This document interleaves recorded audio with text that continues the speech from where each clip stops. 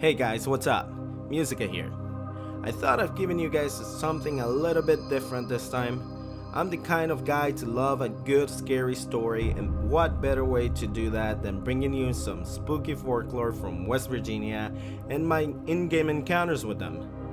As you may have known, some monsters featured in Fallout 76 are actually based on the West Virginia folklore. Creatures such as the Mothman or the Flatwoods Monster are just some of them. Although their counterparts might or might not look different in game, they still share that same creepy background story that makes them so interesting and perhaps sometimes disturbing. But if you love the paranormal or alien encounters, then we have a little bit of everything to go over in this video. We will be going over the story of the Flatwoods Monster, its origins, legends, and in-game footage. I will most definitely make a video for the other folklore creatures featured in the game, as I believe there are a total of 6 in-game creatures that have some kind of spooky and creepy background to them.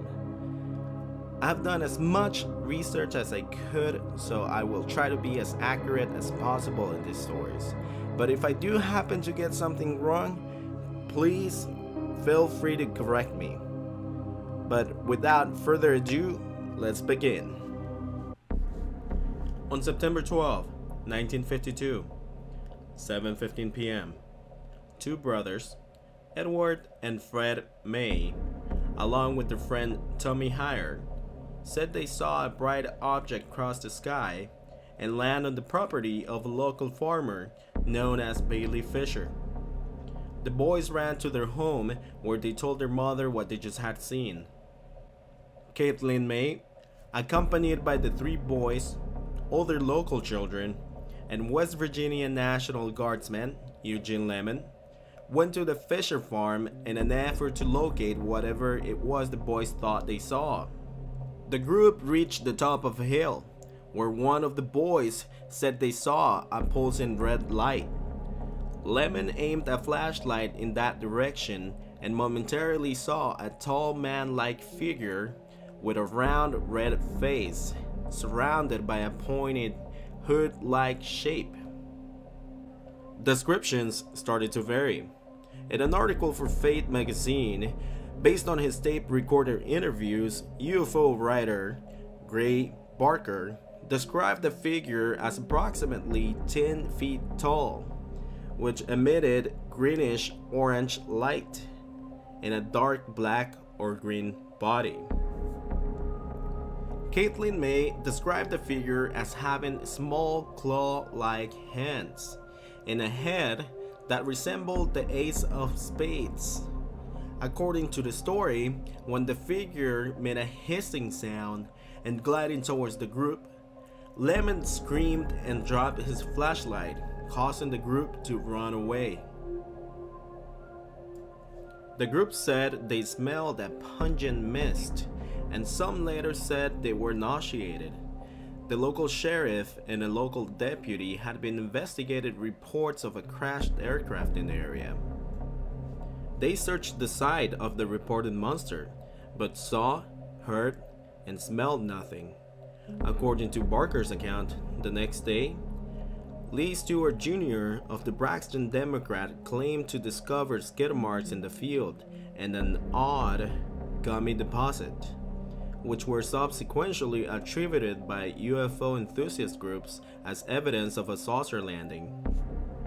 Plausible explanations have been offered by investigators on site, such as one of Joe Nickel of the Committee of Skeptical Inquiry.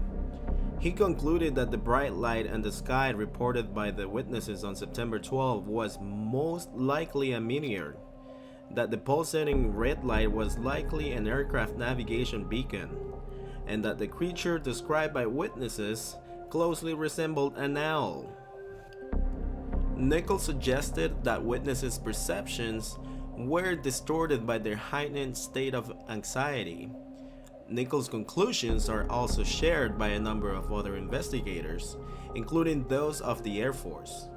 The night of September 12 sighting, a meteor had been observed across 3 different states, Maryland, Pennsylvania, and West Virginia. According to Nickel, 3 flashing red aircraft beacons were also visible in the area of the sightings, which could account for the descriptions of a pulsating red light and a red tint on the face of the supposed monster. Fast forward to the present, the legend of the Flatwoods Monster is celebrated every year when the town of Flatwoods holds an annual festival called Flatwoods Days. The 3-day festival is a weekend of live music, food, and craft vendors. At the same time, you can also visit the Flatwoods Monster Museum. It houses several artifacts, documentation, and of course, souvenirs that keep the legend and the lore of the Flatwoods Monster alive. Alright guys, now that the story time is over, let me know what you guys think about it. Do you feel like it's real? Do you feel like it's a host? Like it was a really well and elaborate and well put together thing between all the people in the group? Let me know what you guys think down in the comments. I would really love to go over them. And as you can already tell, on screen you should be able to see my first encounter with the Flatwoods Monster that I had in the game. I happened to find him close to Mosstown and the northeast/east of the map. Unfortunately, he did run away from me, but I did have a good look at him. And the weirdest thing also happened because well, I had, as you can see on the screen, I had my scope on him, and all of the sudden this scorched guy just comes at me out of nowhere, and you can see that he's glowing purple. So I'm not sure if that scorched guy was an illusion made by the Flatwoods Monster, or if it was being controlled by the Flatwoods Monster, because the scorched guy came out right after the Flatwoods Monster spotted me. You can even see it on the screen. If you need to, you can just rewind it a little bit. But yeah, I did enjoy the encounter nonetheless. Alright guys, and that's it for now. If you enjoyed the video, please, leave a like, subscribe if you haven't already.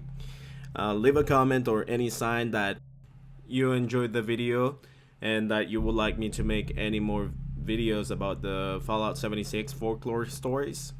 If not, then I will see you guys next time, and as always, thank you very much for watching, guys.